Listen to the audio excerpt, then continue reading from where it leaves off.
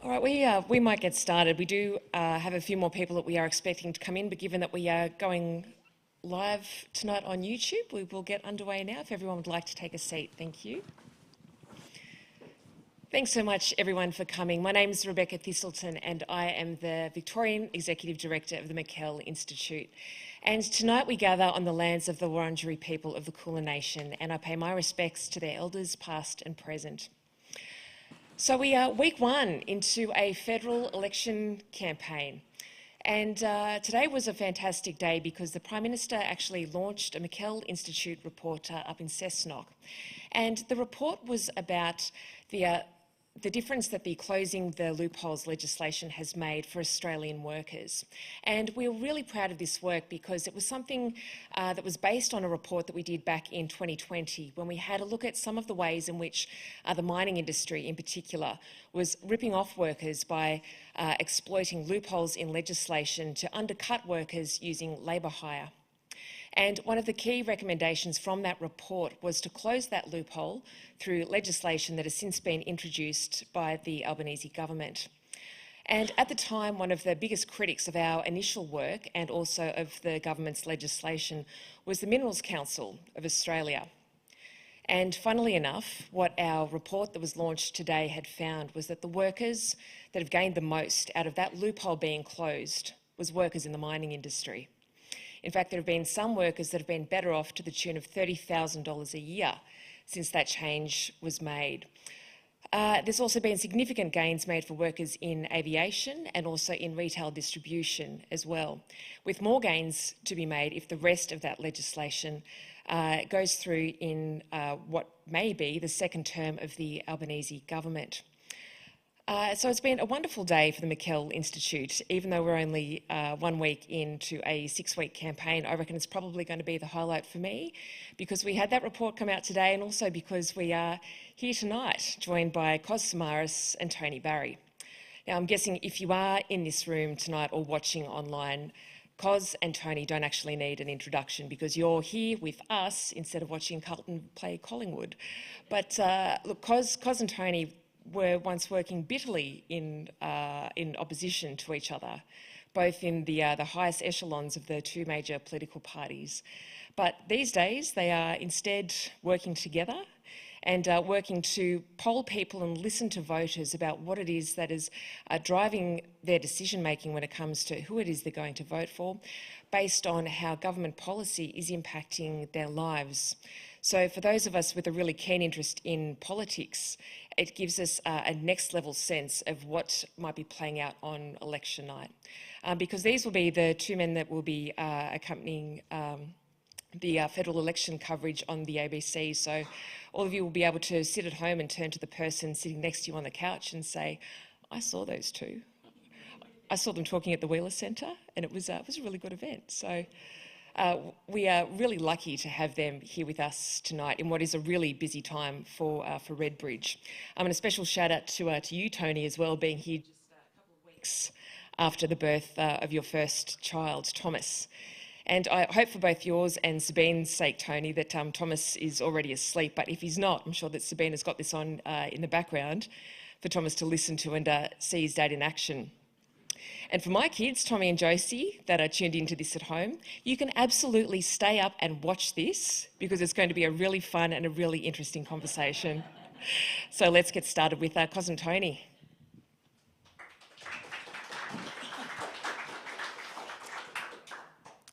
So, 1 week in, gents.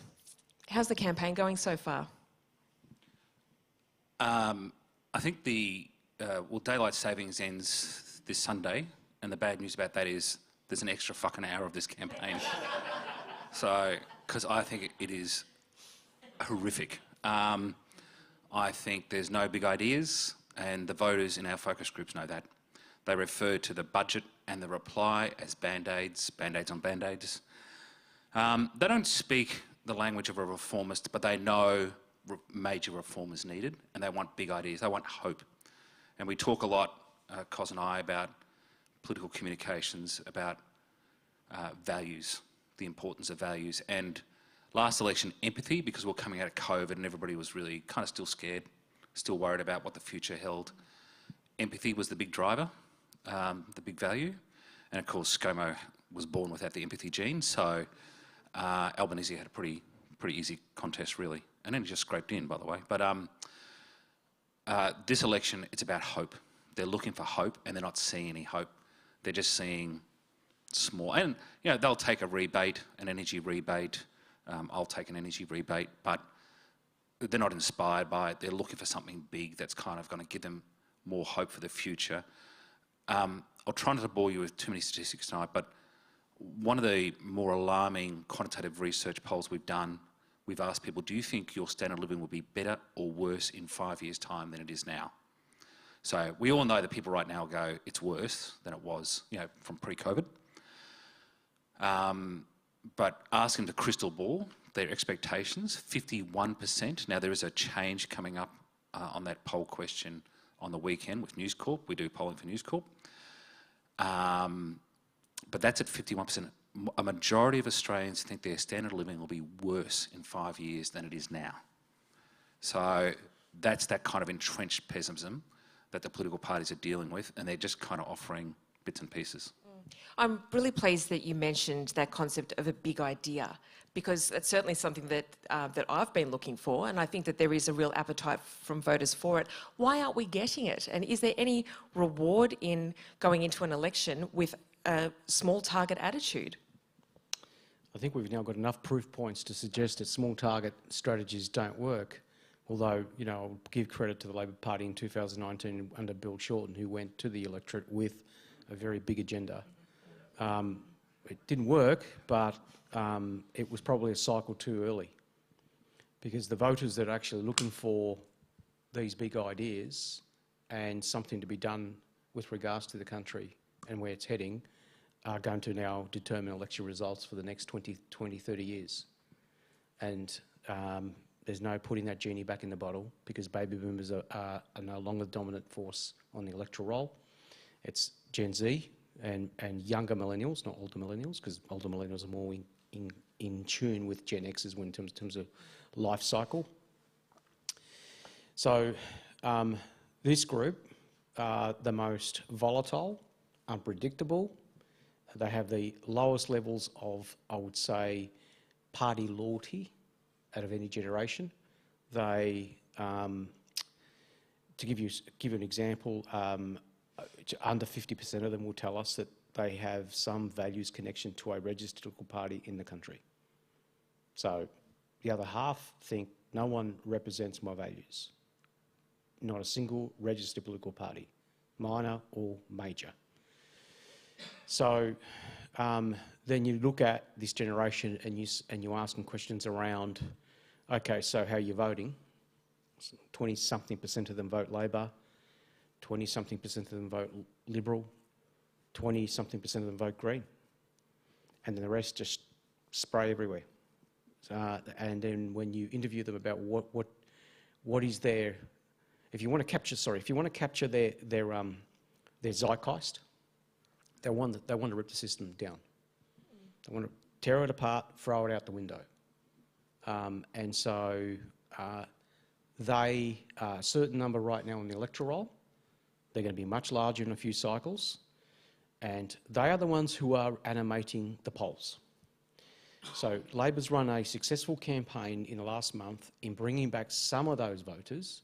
They're largely women in their 30s in the outer suburbs and regions who left intending to vote Labor and went to minor parties.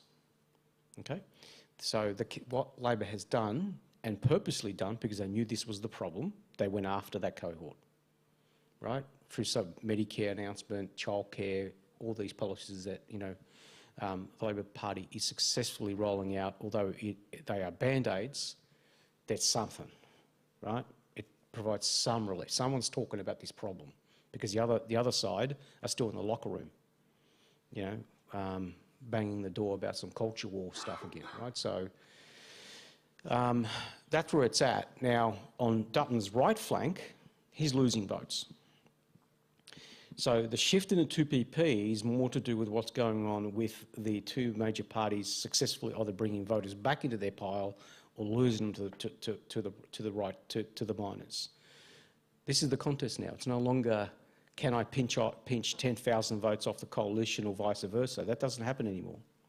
And we could see that 2016, 19, 2022, they were pretty close elections, right? What else happened during that time? That was the emergence of the millennial Gen Z generation, right? So when those voters are going to the polls, how many of them are going in undecided, and how many are actually looking at who their local candidate is as opposed to who a party leader is?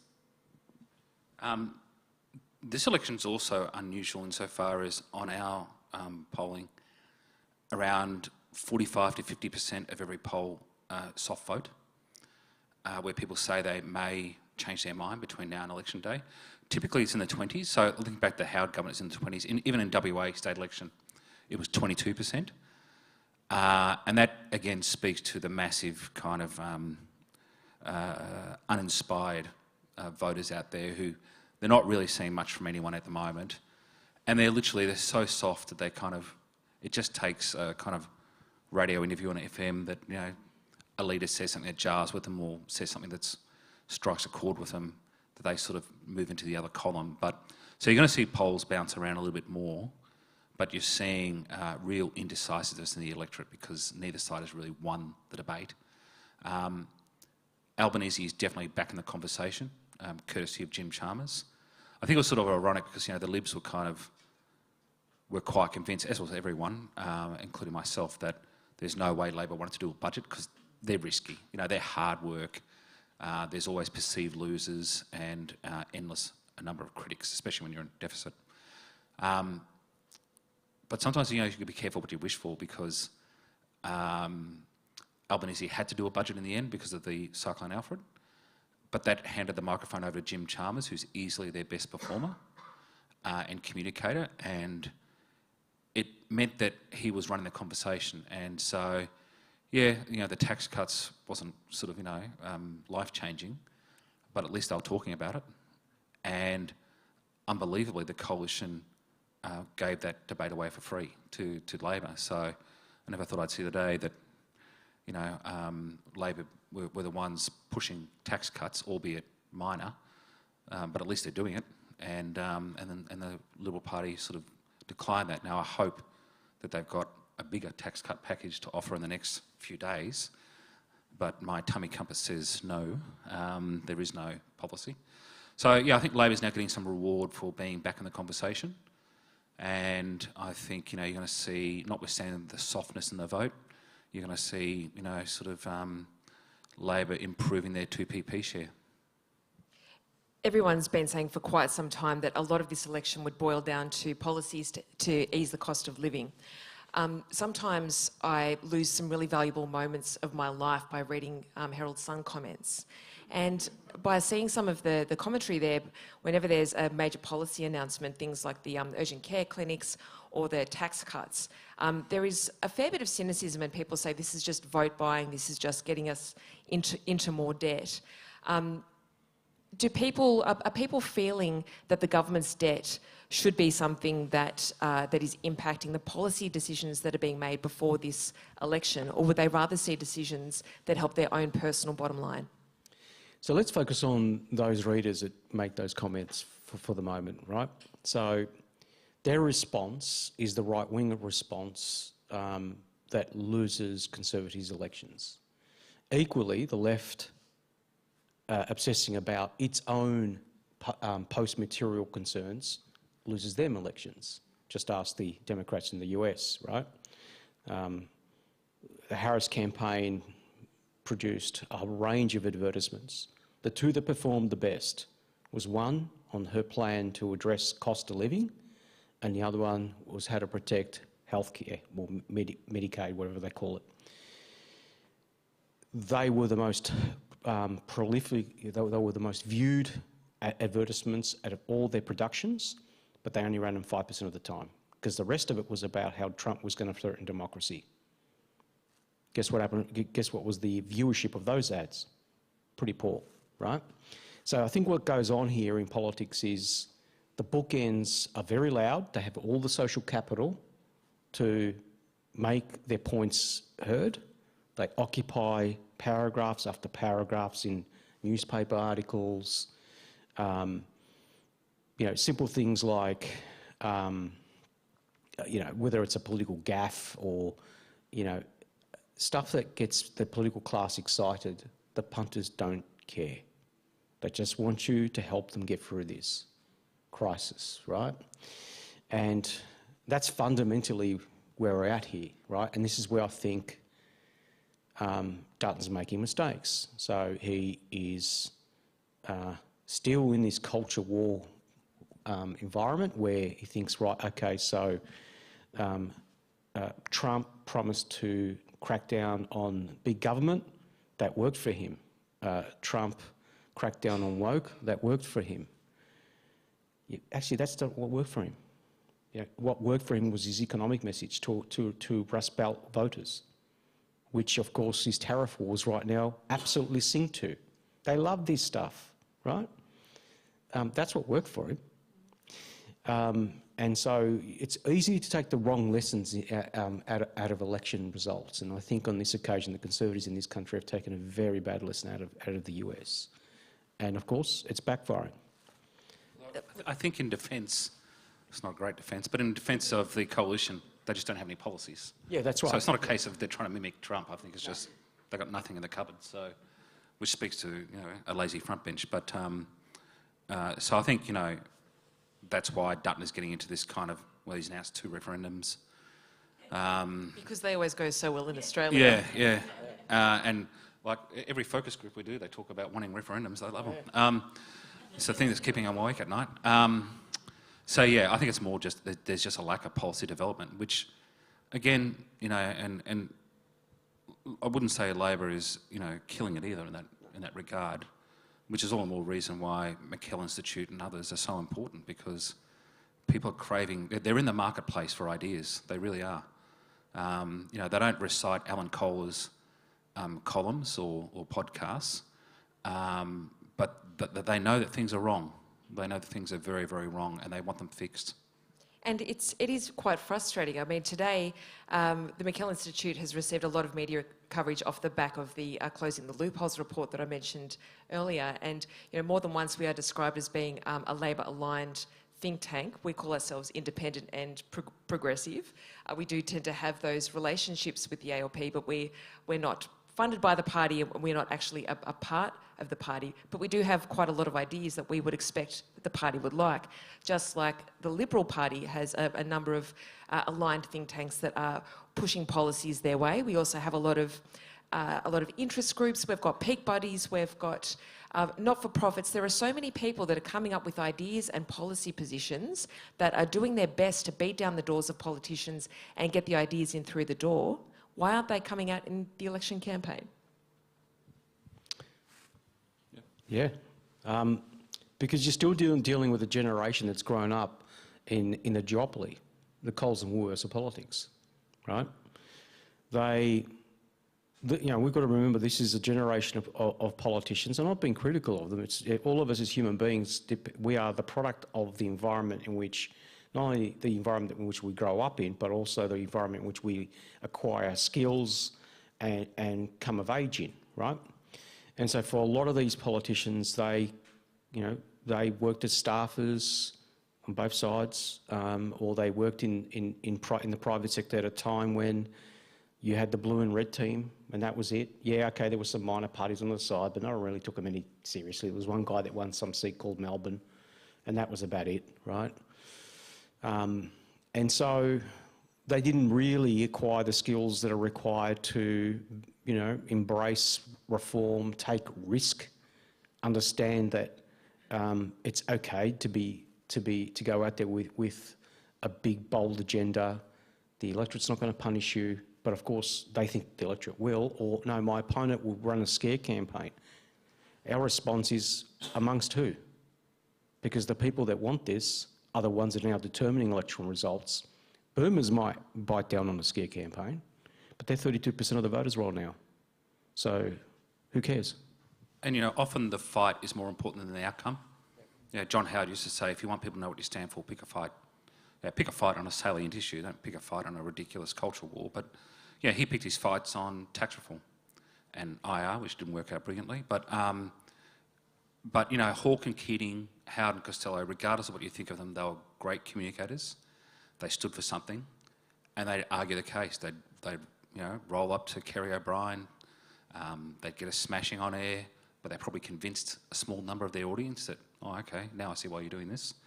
And I think there's a general reluctance. I think it is small thinking and a lack of real leadership in a very 25 years. Rudd had big ideas. He just had too many at the same time. And then, most people have a beginning, a middle and an end for their story. He just had a middle, and it just went on for, half an hour. But I think Gillard had some big ideas, but unfortunately she was being hunted down by Rudd.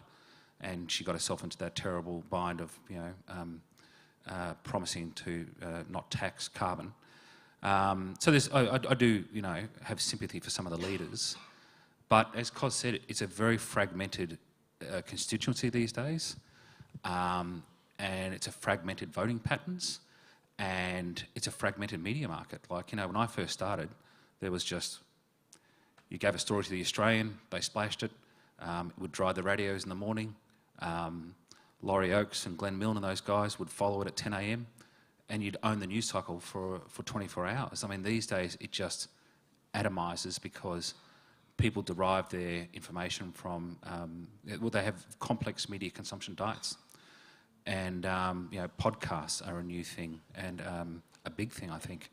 But it's very, very hard to communicate a message. So without trying to beat up too much on the current crop of leaders, they do have significant challenges as well, it must be said. It was interesting to see some of the media commentary after the federal budget, the fact that there were influencers and podcasters and people that are really trying to communicate directly with that millennial and Gen Z audience. The media was so scathing of them, particularly some of the young women that have got extraordinary numbers of followers, and they were, I think, really underestimated the reach that they have, but also just their approach to, it sounds like what you're saying, the approach that some of these influencers take is far more likely to resonate with that younger audience. There was one young woman, Tash Invests, who has hundreds of thousands of followers on Instagram and her personal investment podcast. She actually said to her followers, what should I ask Katie Gallagher? What should I ask of the Minister for Finance? And she was explaining some of the budget outcomes for people that ask things like, if I'm eligible to have some of my HECS paid off, how does that actually work? How does that apply to me? Whereas if you were to pick up the papers the next day and you start to read about some of the personalities that were involved and some of the infighting and some of the actual, what we would call the Canberra bubble, that sort of coverage versus what the influencers were telling people were worlds apart. And so are we likely to see governments starting to turn more to those influencers to get those messages directly to young people? I think Labor's use of influencers, particularly women is part of that strategy I touched on before, right? It's on purpose. They know who they need to be talking to, and they're using the mediums which that particular constituency consumes the most. And it ain't legacy media, right? And that's fundamentally it, right? And so when legacy media, wants to complain about the use of those individuals, that's fine. But, they did the same in the US. And look what we got, right? And of course, the legacy media in the US now are pulling their hair out going, look what we got. Well, maybe if you actually cover the news a bit differently and you're concerned about democracy and the institutions that you want to preserve as the media, then you probably need to take these things a bit more seriously. You don't dismiss them. They are present in society, right? 1.7 million downloads last year, I think it was, for Gen Z. Sorry, the 1.7 million episodes were listened to by Gen Z. Right? Contrast, it's about 180,000 episodes by baby boomers on podcast. And the big thing is trust. Like, they trust these sources of information. They've got a personal connection with the podcast host or the influencer. You go back, like, I know with Laurie Oakes, when he used to be on air, the most common word that used to come up in research was, I trust him. It wasn't that, oh, well, he broke that story 4 years ago where he had the entire budget. That people like us, talk about that with Laurie, but they just trusted him. And the trust in legacy media has collapsed, like totally collapsed. And so now they're finding these individuals who they trust, and podcasts are a big one, because they've developed a connection with this host. And also the host cleverly pivots off, Joe Rogan is one of those guys who, he doesn't explicitly say, but it's like you can't trust. He sort of bags mainstream media and other sort of sources of information is like, you can't really trust them. I'm the only one you can trust. So he builds a stronger rapport with his audience. And Dutton's also getting into that space as well. Mark Burris, Albanese did that as well, but I think Albanese probably has the lead on that at the moment.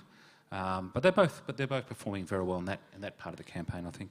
Yeah, definitely not ignoring it. When we have a look at the leaders at the moment, how much do voters care about things like Albanese buying a multi-million-dollar beachside property, or the personal wealth of Peter Dutton and the amount of properties that he owns? Does that resonate with people? Yeah, it resonates because it reinforces a brand that political class is separate to them. Okay, so it's not whether you're purchasing the $4 million mansion, or if you've got 17 properties, or you have a housing portfolio that is eye-watering. That's not the point, right? The point is the comment that a woman made to us at a focus group, which probably will air next Tuesday, I think, on the ABC, where she said they probably don't even know how to go and buy a loaf of bread. And they, when she was referring to them, is the entire political class, right? So the majority of the Australian public, particularly younger Australians, view the political class as separate to them, not part of my tribe. Yeah. One of them said in the group, which I'm sure they're going to show this particular quote, she said, these politicians wouldn't know what it's like to walk into a supermarket and check their mobile phone bank app to see what their balance is on their debit card. $184, okay. I can't exceed that. And they actually like the scanning machines, because they're like, at least I can tell I'm up to $178. I better put the ice cream away and the biscuits. And of course, they sort of say, well, they get home and the family's like, oh, where's the treats? And it's like, couldn't afford it this week. So they hate being put in that position. So they're sort of bearing a lot of that responsibility. But as Kos said, it just reinforces that disconnect between them not understanding the challenges they're facing. And I think, to be honest, and I've got friends who are MPs, and I honestly, they kind of know it. They see the data, they hear about it, they read stories. I don't think they truly understand, and as that woman said, checking your bank balance. I mean, that's pretty powerful. Now, I'd like to be able to take a few questions from the floor if people want to have one in mind. If we could also organise for a roving microphone to start doing the rounds. But just while everyone forms a question that they might like to ask of Kos and Tony in their minds. In terms of, that's a really good point that you make, Tony, just about individual MPs and the level of understanding that they have about people. and the people that they want to be voting for them. Do you feel like across the board that there are people running for Parliament right now that are I guess, representing the people that they are saying that they want to represent within the Parliament? Yeah, I think... Because you've got views on this, clearly. Yeah. Oh, strong ones. Yeah, actually, I'll let Kos. He's going to let me rant. Yeah, the answer is hard no, for most of them, right? There are some well-meaning candidates, and I think the party, whether it's the Liberal Party or the Labor Party, does a good job at sooner or later picking candidates that are genuinely part of that community and can represent that community. But I think it still makes mistakes and puts people into electorates which have no connection to those electorates whatsoever. The consequences for that are obvious. Fowler, right? That's one good example. We can go around the table, right, of all the seats that are going to independents. So in 2010, there were over 80 electorates that went to preferences. In 2022, it was over 130. In 2010, there were only 8 non-classical contests. So the AC calls them non-classical. These are seats that clearly someone else is competing for, not just blue and red. It was 27 in 2022, and it's probably going to be about 35 to 40 at this one. And that's because people feel that the candidates that have been farmed up by the major parties are not representative of those communities. And so, hence, independents are doing a lot better. It was sort of struck home to me just recently. We were up in Sydney. Kos and I have a very good relationship with Maurice Yemma, the former Premier up there, who's the great mentor for Chris Minns. And we sort of said, oh, we'll catch up because we had some spare hours. And look, some MPs on both sides were like, oh, we'll go to the Australian Club. And whereas Maurice lives 10 minutes west of Mascot Airport. So he was like, I'm home, come to where I am. And he said, oh, we'll meet at the Lantern Club. I was like, what the hell is the Lantern Club? It's like the Knox Club. It's basically pokies, counter meals, pub, sort of. And he's in his element, former Premier of New South Wales, Chris Minns' mentor, and he's walking around this, you know, just a normal place and in his element, you know, and which I think sort of explains why he was successful and why Minns, having him as a mentor, is also a very successful politician. But that better connection, I think, yeah. And just quickly, I mean, the party, I mean, the major parties haven't been completely bad at this. I mean, there are people now currently in Parliament that are representative. I mean, the Treasurer of the country, born and bred in Logan, represents the electorate, right? I mean, he's a product of, and Logan, for those of you who don't know, he's like Broadmeadows, right? So, you know, it's a pretty good achievement for someone to grow up in a suburb like that, dirt poor, and become the Treasurer of the country. So, and represent the electorate in which he grew up in. So, again, there are very good examples where this is, you know, where this is positive. Now, do we have any questions from the audience? Is there anyone particularly brave that wants to put their hand up and take the first one? We have one lady in the middle over here. G'day. Are there any Sorry, seats... can I trouble you to stand up and... Sorry. We know who she is. G'day. I was wondering if there were any seats that you would recommend to watch that maybe are not on the radar at the moment. I'll speak from one perspective and then Kos from the other. On the post-election redistribution pendulum, Dutton has to pick up 19 seats, net 19 seats to get to 76. But everybody talks like he's going to hold the 57 that he's already got notionally on the pendulum. History shows us that every opposition that wins government loses at least one seat. Howard lost Curtin and Moore in WA, albeit to independent Liberals, but he lost them. When Rudd won in 2007, he lost Cowan and Sterling in WA. When Abbott won in 2013, he lost Indi. Although to be fair, Sophie lost Indi. And in 2022, Albanese lost Fowler and Griffith. So history is against the coalition holding all 57. Some of the seats obviously Bradfield is one that's getting a lot of interest, and Wannon. Leichhardt, whilst the preconditions aren't there because Queensland is working pretty well for the coalition and Dutton as a Queenslander, the local campaign is in complete disarray and it's sucking up all sorts of internal resources to manage the personalities and the complexities of that campaign. So there's 3 seats that the coalition could lose. Kos might talk about some of those seats that might be a surprise on election night. Yeah, so based on what we've been talking about, the fragmenting nature of our electoral landscape and so on, the tendency of a surprise on election night is always now much higher, right? So none of us had our attention on Fowler. We thought there might be a problem. I watched it because I thought they're running a pretty good campaign against Keneally. Something's going on here. You know, and then of course, you know, we had the election of the Teals. Could it be a Wannon? Could it be an independent we're not aware of that's currently running in a seat that Labor holds that's going to be in an area that historically Labor has always taken for granted? This is where you get your surprises that no one's even got their attention on. That's a possibility. But there's also like a seat like Bendigo, which the National Party right now is fully funding a campaign against and no one's writing about it. You know, and, well, the National Party in Victoria, I'll just say one thing about them, they're pretty competent, right? There's many things wrong with conservative side of politics when it comes to campaigning skill. That's not a problem they face. So something's going on there, right?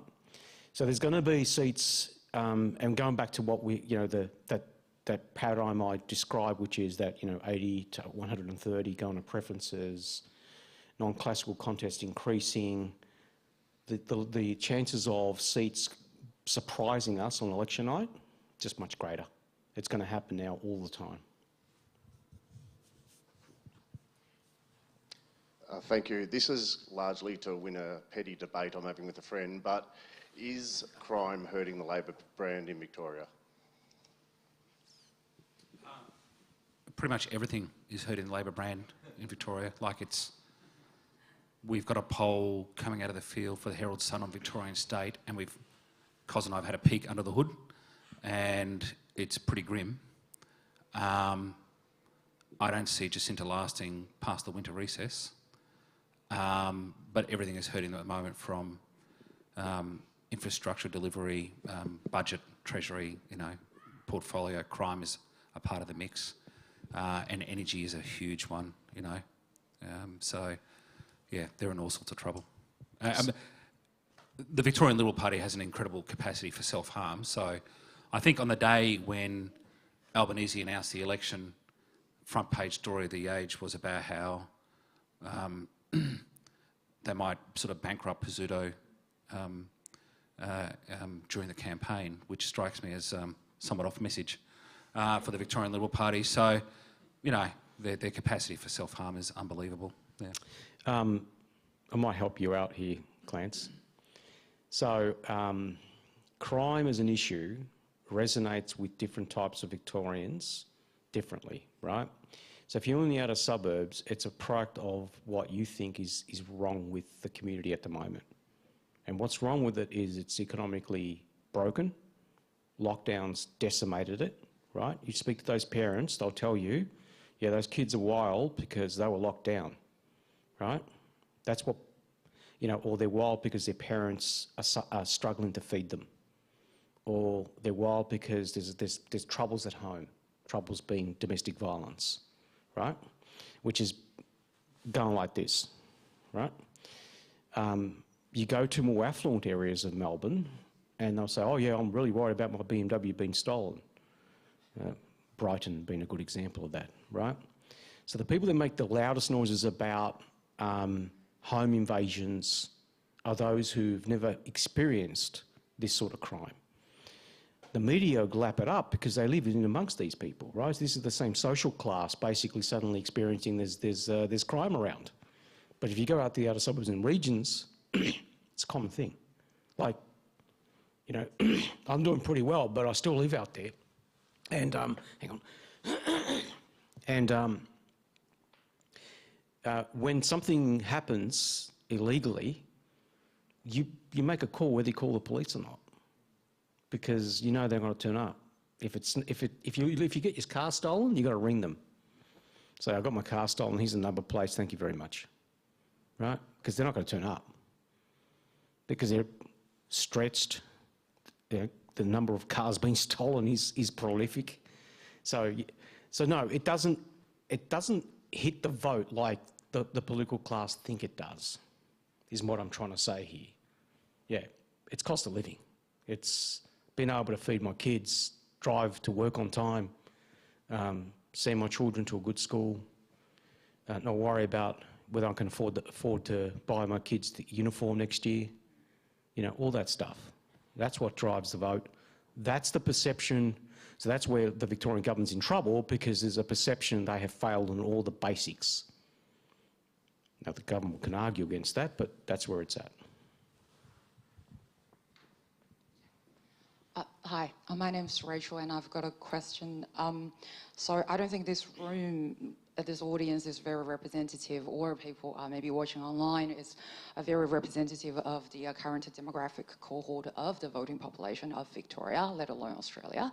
I think it was exactly about a year ago, I think both of you did an interview, 2, 3 AW or something, and you said 1 in 7 Australians is a migrant, and that was a year ago. You also touched on how fragmented the news is and the voting pattern is, but that has always been the case with the migrant community and the growing migrant community. I did write the question down. So with a growing understanding of that, and obviously the role non-English media and all sorts of social media platforms play, how do you think these factors are shaping voting intentions in, well, some key marginal seats, and especially compared to the last election when we came out of COVID? Do you see any clear trends emerging for the upcoming one? Thank you. Yeah, the young, diverse adults are the ones who are really destabilising the electoral landscape. Fowler is a really good example. Diley's vote, the median age was 28. Diverse, not non-diverse, completely diverse. If you look at where Labor in Victoria has lost all its votes over the last couple of cycles, now that, you know, the federal seat of Gordon is apparently a target seat, you know, Labor's now trying to defend it, not to lose it. Diverse electorate, right? You look at where Labor in Sydney is increasingly getting in trouble. So at the last state election, the state seat of Liverpool, there was a massive swing against Labor. Very diverse electorate, right? Where, you know, that's when the Labor was winning that election. So even when they're having good days, they're having bad days in particular communities where there are young, diverse people.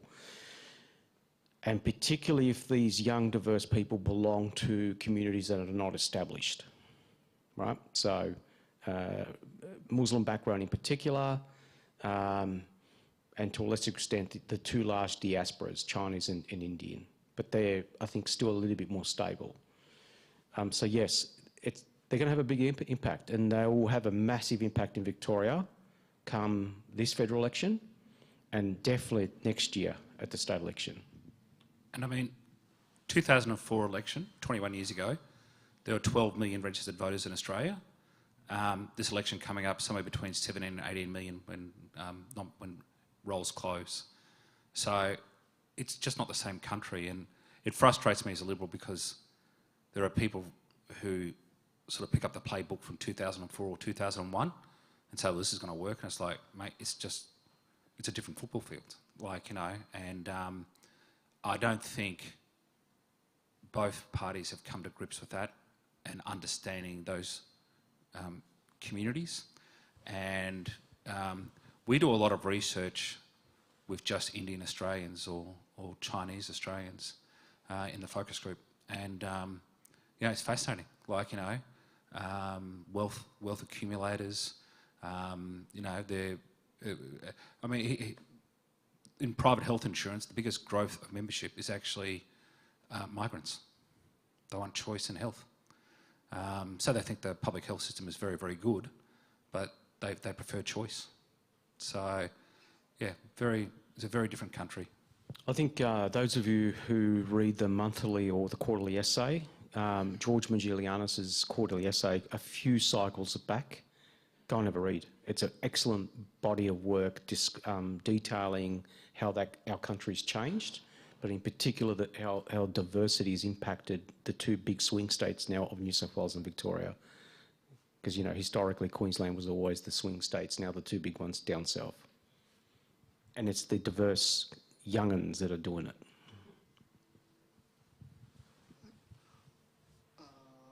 Hi, hello, good evening everyone. Good evening Tony, good evening Kos. Thank you so much for spending your time tonight. My name is Mark, and I have been going around talking with a few people. And I have seen a pattern in a lot thinking about minority government. So my question for tonight is, how will Labor handle a minority government if it happens in this election? I'll sort of let Kos answer that next, but because he's sort of from Labor, so he's probably got more of an insight. But I think in the outcomes, you know, my tummy compass says it'll be a minority government, one way or the other, most likely Labor minority. But I'm also mindful of such a high soft vote. Literally anything can happen. You know, if you'd given me odds on the Liberal Party in Canada winning this election coming up, I would have bet the house on it. And yet, a very credible Canadian pollster last night, the Redbridge of Canada, they have predicted that not only will the Liberal government win, but they'll win a majority potentially without winning any seats off the Conservatives. They brought back all the left-wing minor parties in key areas. Extraordinary.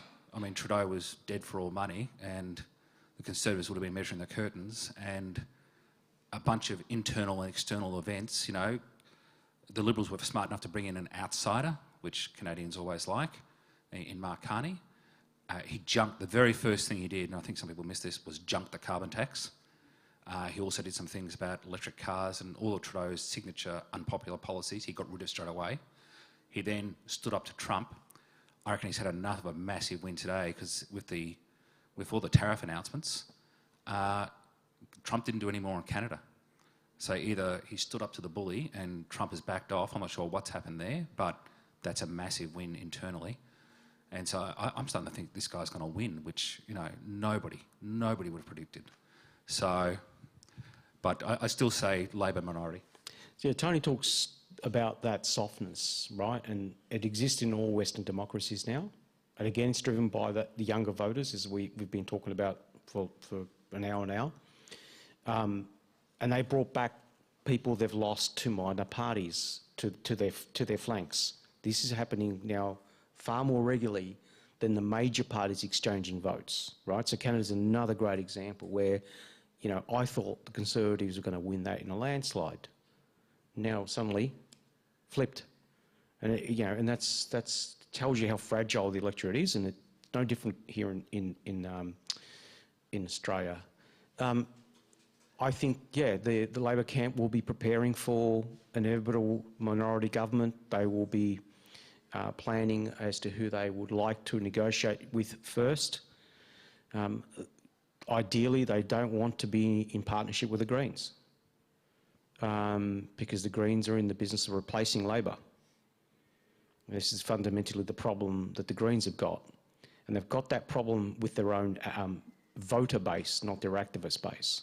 So the voters don't like the Greens being so aggressive against Labor. Have you noticed how much they've backed off? Because it was hurting them, right? Because people say, well, hang on a minute, you're actually hurting these guys so much. I don't vote for them. You know, I don't like all their policies. That's why I vote you, Green. But I don't want you to help that other bloke, Dutton. And this is fundamentally what was going on here. So they'll prefer to do deals with the Teals. And that's so there'll be a team already set aside, ready to go. They'll have a playbook. They are really well organised. The thing I'll say about my side of politics when it comes to campaigning,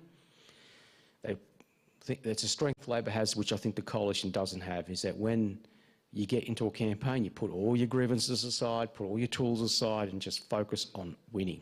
And then when you win, focus on governing if you're going to have to face a minority government. And Labor's much better at preference strategies and have been for, you know, I do a podcast with Barry Cassidy, back-to-back Barrys, shameless plug, but, you know, he worked for Hawke in 1990 and inflation was 10%. Interest rates were on their way down from 17%, and unemployment was 7-something, and they won. But Barry Cassidy said they knew they were going to take a smashing on the primary vote, and somewhat ironically, history repeats, it was mostly in Victoria. Andrew Peacock was the opposition leader, Victorian, but they knew they were going to take it a smashing, so they worked on a preference strategy of the environment. And so they elevated environment as an issue, Kakadu, all these other issues. Graham Richardson, who I'm sure was the Environment Minister, which I find bizarre. Morris Yema was his advisor.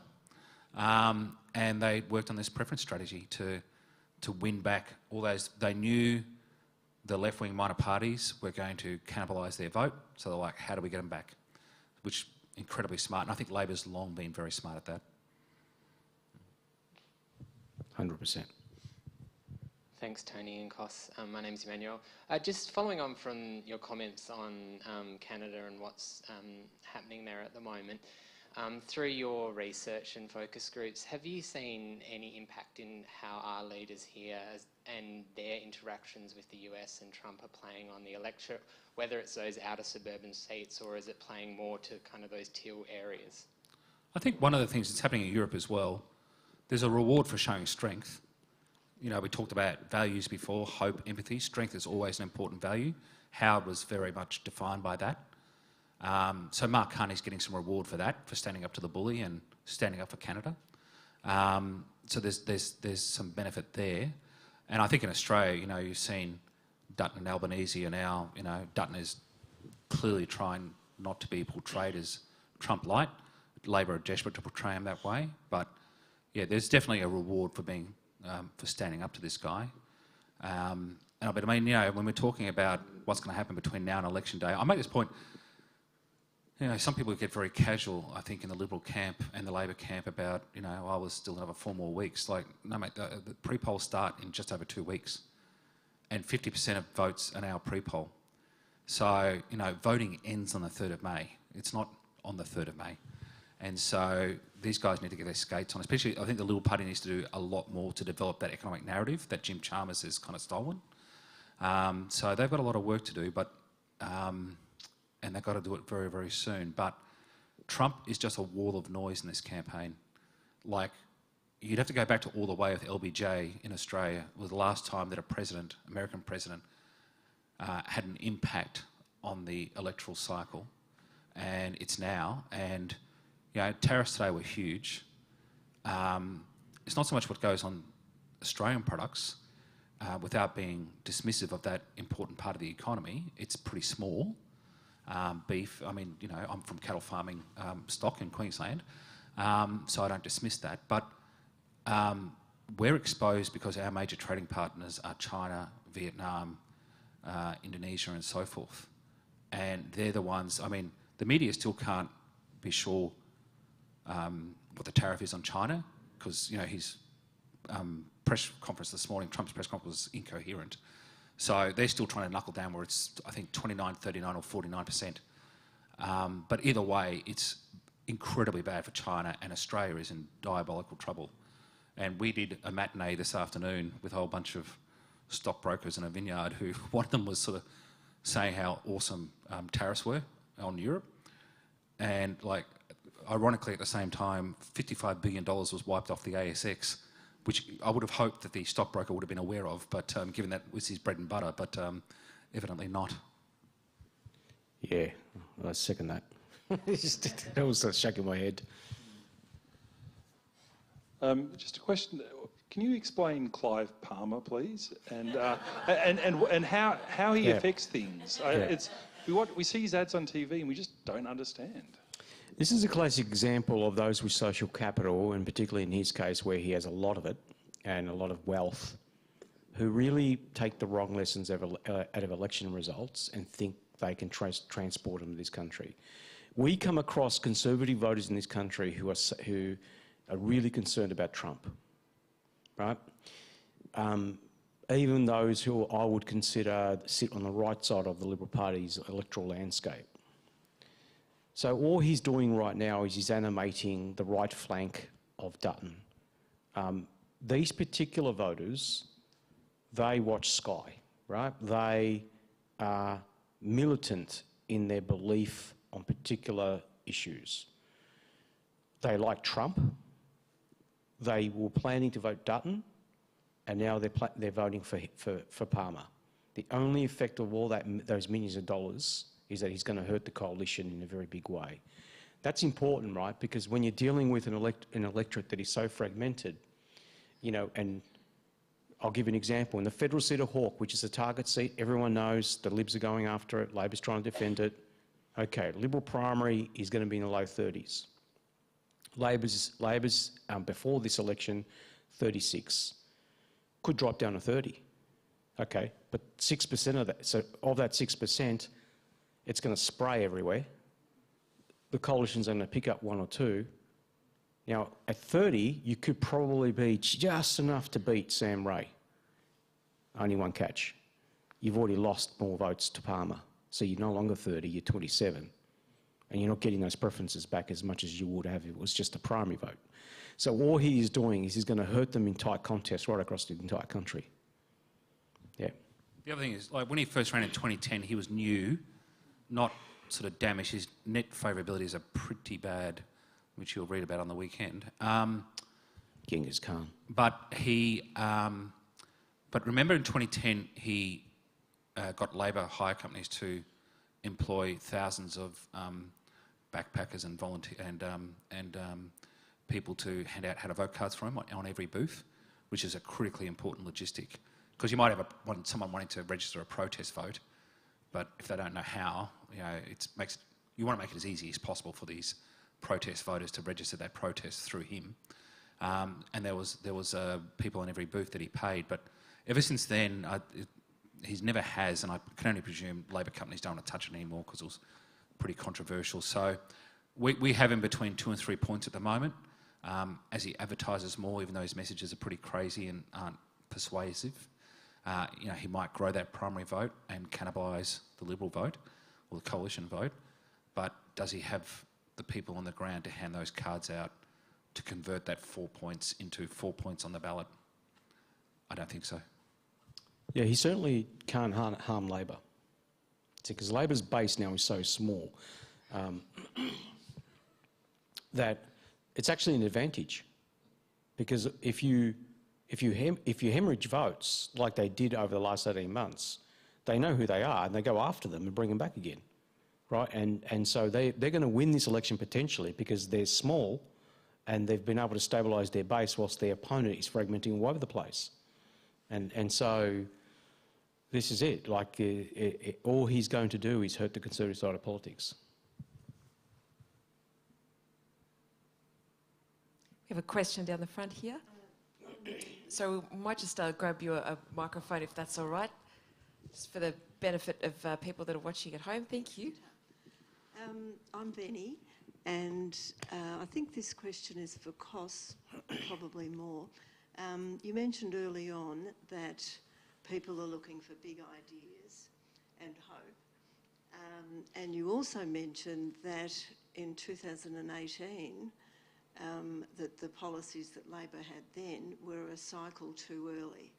So does that suggest that if they were to recycle those same big idea type policies, that would be a win for them? I mean, you think about what they took to that election, it spoke to that generation we've been talking about. That generation back then was about, look, I'm off the top of my head, probably in the low 30s in terms of the voters' roll composition. Combined now, it's 43%, 42% nationally, but in the state of Victoria, it's up to 45. In New South Wales, it's 46. In parts of Sydney and Melbourne, it's close to 50%. So that narrative will work. right? And if you think about where does Labor win most of its seats these days, it's in urban settings. Where were its gains in 2022? Urban settings. It's been on the decline in regional Australia now for a very long time.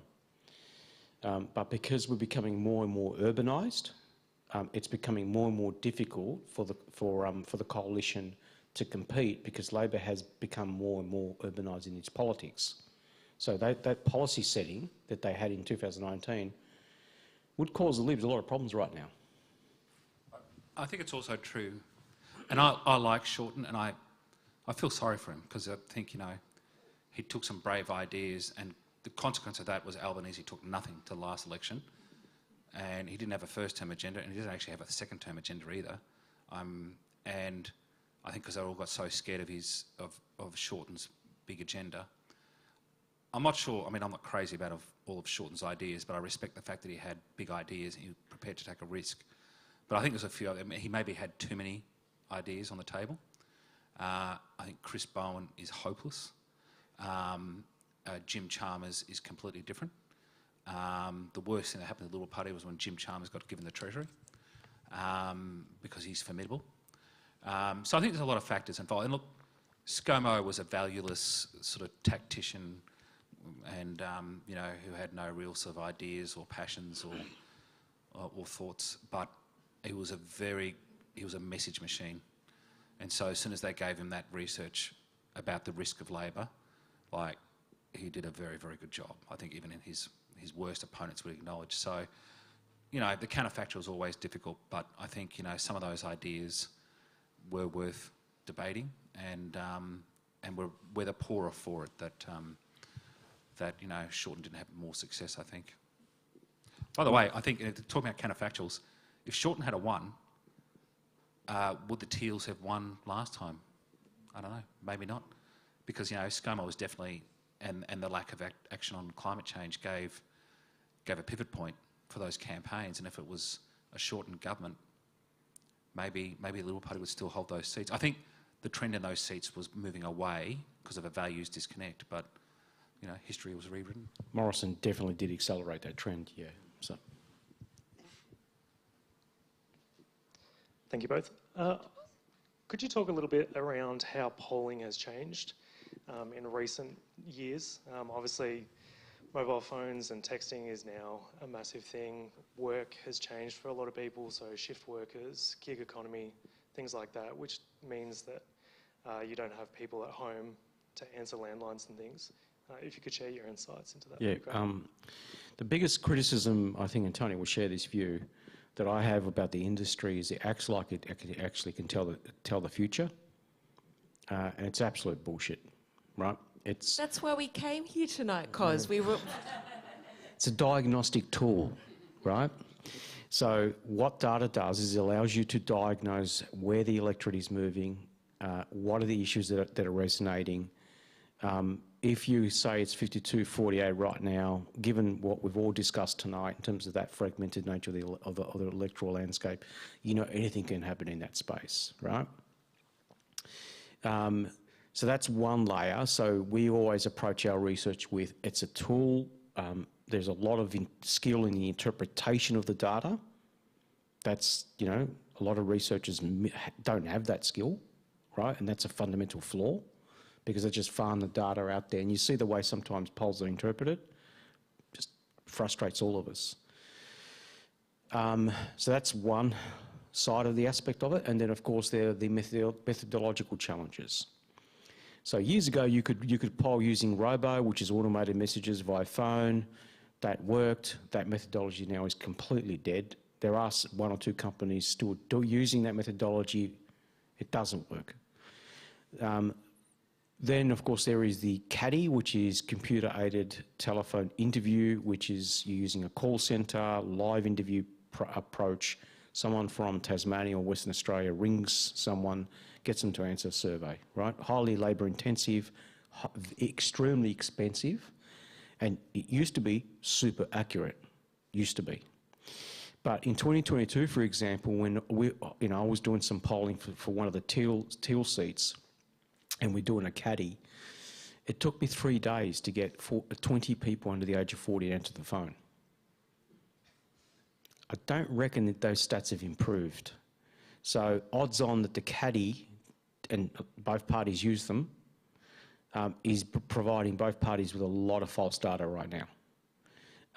Especially, and it's different in different areas. So in Wheels, for example, if Labor comes in at 50-50 with the Greens, Labor's probably 47-46 because it's that caddy process completely underreports young people. And no amount of upweighting is going to fix this. If a Labor versus Liberal contest, it's going to underreport the Labor vote. Again, because the Labor vote is stronger amongst younger voters in traditional marginal seats. So when people say to me, oh, Labor's going to lose Dunkley because of its primaries in the 20s, okay, it probably isn't. It's in the 30s. I always tell clients that cheap polling is like cheap brain surgery. I wouldn't say that line lands especially well at the moment, but I'm working on it. But I think what still really works brilliantly is focus groups, conversations. They're not quantitative exercise. You certainly wouldn't go to the client or the Prime Minister and say, hey, 9 out of 10 people, because they'd go, well, that's a margin. I once did that to John Howard, and he cracked at me. And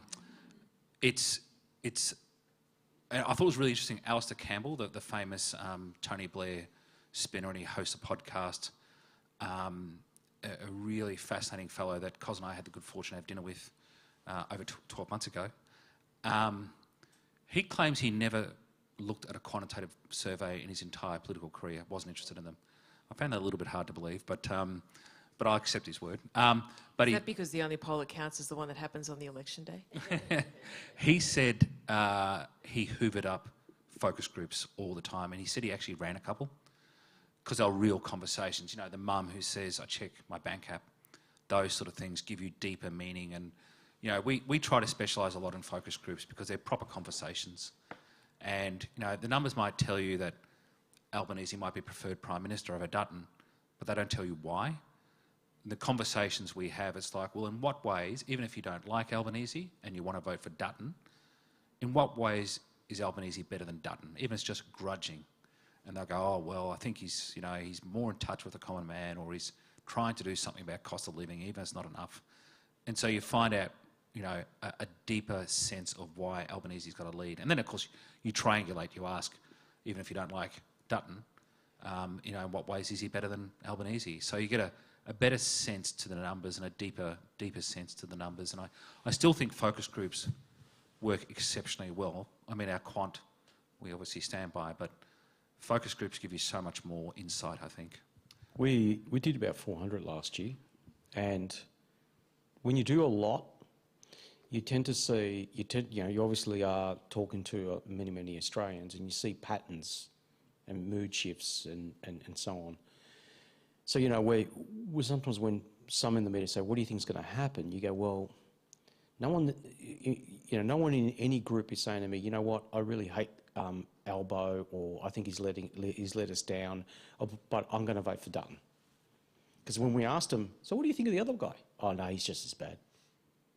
When you get that a lot, you know the fragmentation's occurring on their flanks. Yeah, I mean, right? They're there to be won over by Dutton. They're not seeing any evidence. You know, they want to be. They're not sort of completely off him, and they're not completely off Albanese. There's no baseball bats for Albanese. No. There's disappointment. He's like the work colleague who's kind of, oh yeah, he's all right, but God, he's a bit hopeless, you know. He's gets into work at 9:05, then goes out and has a coffee, and, you know, they're kind of a bit disappointed in him, but there's no kind of like, this guy's going to cop it in the neck that you see, you know, in other constituencies where they just want change. So I think, you know, Dutton's only got a couple of weeks to prosecute that argument and to show that he is the change that people want. People want change. They really want change. They don't think they're going to get change from Albanese, but they're not seeing the change they want in Dutton yet. And he's only got a few weeks to do it.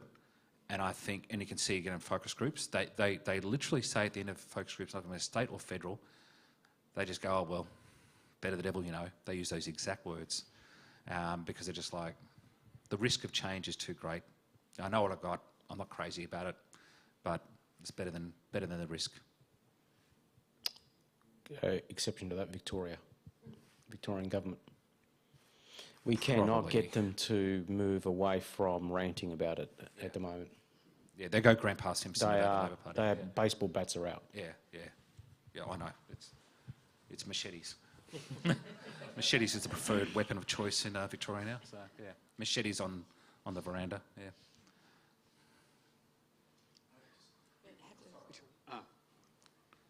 Sorry, I just had a question on energy. Obviously, there's a bit of a relationship between support for climate action generally and energy in the transition.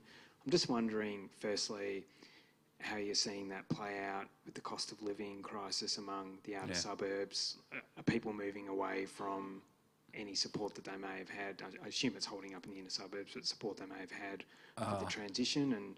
And just the second one is, given the announced petrol excise cuts and the reservation policy, is that filtering through into focus groups, or is it just too late for people? It's meh. It's like the tax cuts. It's like, it's a sugar. I'll take it, but it's not life. It's not giving me hope for the future. It's not. I can't see myself buying a house on my 25-cent, petrol excise cut or my $5 tax cut. So it's not. It's failing that test. In terms of renewable energy, look, climate change has slipped down undoubtedly. Public opinion is never static. It's always bouncing around and moving, and cost of living is so pervasive. I've never seen an issue dominate the issues agenda. The problem with climate change right now, and renewable energy in particular, and we work in this space, so we're heavily invested in it, but the truth of it is the industry have failed dismally to litigate the case, and in the absence of that, people are now sort of starting to have reservations about it, about the cost, about the the personal consequence to them. So I'm not really sure what the industry is waiting for. There are some very good activists in the industry who are working very hard to litigate the case, but for the most part, they're just allowing their opponents to walk all over it. In Wannon, the Teal candidate won't even support offshore wind. I mean, this is the Teals, who are allegedly all about renewable energy, and this guy won't support offshore wind off Warrnambool because he knows it's going to cost him votes. The analogy I like to use about those who were supporting climate change and the industries around them is that 2022 came and went, and it was akin for them like storming the beaches of Normandy, setting up the picnic basket and saying, we're done. Right? And they forgot that, hang on a minute, you actually have not won that war because your opponents are still going to come at you, and they are now in a very big way. And so when we speak to voters about what's going on out there, they say, no, it's not going to be cheaper. I'm going to end up paying for it. Do you think this should be done? Yeah, but don't lie to me, right? Offshore wind will never happen in this country. So I mean, all Bowen's numbers and industry numbers are assuming these offshore wind farms will be built, and Kos and I have worked in offshore wind, so we're not against it at all. It's never going to happen. As I said, if you can't get the Teals to support it in Wannon, and that's going to throw all the renewable energy, because of course CSIRO, their benchmark numbers commence at 2030 on the assumption that a lot of this renewable energy projects will be built. Well, most of them aren't even close. Kos and I work on a number of renewable energy projects that are just total inertia. Because the Victorian government can't make a decision. They won't make a decision. So it means we're in 2030 we're starting off a wrong benchmark number, and there's no way we're going to hit target. Like, absolutely no way. I feel like we could go down a really different tangent talking just about renewable energy, but we do have to start wrapping it up, so we'll take one question here, and there's also a gentleman that's been waiting patiently at the back as well. Thanks, Rebecca. Just given that recently we've seen the Teals, they had made quite an impact because there's obviously a desire from their communities and that pushed their success. Given our younger generations are not resonating with the current offerings, is it likely that in future elections that there may be another player that speaks to that generation? So when we have yet another entity? Yeah, I've often used I've tried to describe the situation in Australia that there's an appetite for a third player, it just doesn't exist. So people are everywhere. So they're electing Teals, Greens, Independents, they're voting for minor parties, 5.2 million of them did last time. It's probably going to be much higher this time. And they're just waiting, right? And now, I can't tell what might happen in the future with regards to that, but I think, my message to the two major parties is no political party survives forever. Someone's going to replace you. You just, pick up a history book, the Whigs in the UK, it's a good example, right? Labor Party crushed them. Things do change, and there is an appetite for change now. What we're seeing is an electorate that doesn't think these two parties represent their values and represent them. So that includes people who are voting for them, right? This is like the 32%, 33% Labor vote, half of it considers itself soft. Now, we will still vote for it come election time. I'm pretty confident of that. But if you offer them something that's an alternative to Labor, that quenches that thirst, they'll jump straight away. And we've seen that in Europe, right, where centre-left parties thought things were okay. PASOK in Greece is a really good example of that, and Syriza comes along, replaces them. So that can happen. Take the question from down the back. Just in terms of focus groups, when they talk about cost of living, what are they expecting the government or government to actually do in terms of addressing cost of living pressures? And what tangible policy are they asking for, and why aren't parties actually delivering that or offering that in elections? Yeah, I mean, they don't sort of recite Alan Kohler's excellent columns and macroeconomic kind of particulars, but they speak in very general terms. But they know significant change is needed. Like, they're not, and they also know that we're in debt as well. And their relationship with debt is a highly complex. It's kind of like spending on me is okay, but spending on Kos isn't, kind of thing. So it's not as simple as just sort of cutting all government spending, but they can't articulate it in specifics apart from the fact that they want to see someone capture the debate and argue the case for something. And I think, that's a lost art in modern politics. But they certainly know that housing should not cost $1 million in the outer suburbs for a 2 or 3 bedroom house, for a blue collar family. They just know that that's not right. There's something gone terribly, terribly wrong. Yeah, it's basically it, right? They know that there are structural problems in this country that need fixing. They don't know how to fix them, but they want to see bold ideas from the political class to do that, and they're not seeing it. And that's fundamentally the problem. And when you have mature politicians who don't do that, eventually some nutcase comes along, like Trump, and offers bold ideas, because that's what he's done, right? He went to that election, he had massive, bold ideas. He was the only one farming them up, because Harris didn't have anything besides just handouts, right? So he was the only one talking about structural change of the economy, because that's what voters want. Only we all knew that his version of change was not good, right? But that's what happens. If you're on the progressive side of politics or the centre-moderate side of politics and you care about democracy, you should be in the space of reform. Otherwise, the far right will fill that vacuum for you. And the Trump thing's going to be interesting because, he clearly wants to onshore all these jobs that have gone offshore by imposing all these tariffs on, markets where there's cheap labour, China, Vietnam and so forth, bring Nike, Apple all back onto onshore, jobs over those flyover states, Iowa, Ohio and so forth. And he and all his surrogates have been conditioning voters, like it's going to be some tough times, teething problems, and then it'll come good. But of course, there's really credible economists in America who are not partisan, who are already sort of saying this is going to cost the average family thousands of extra dollars. You know, TVs, you know, which are incredibly cheap, it must be said now, you know, will go up in price. You know, for example, just one of many examples, cars and so forth. So this credible economic modelling would suggest that, and I'm always a bit, you know, dubious about some of these heroic assumptions that business cases makes, but a lot of this modelling is highly credible in my opinion because they're not partisan, and that could become very difficult for Trump. His, you know, yes, he's talking about radical change, he's offering some hope, but it could easily, you know, turn to custard very quickly. I suspect it will. We'll take one more question from the floor.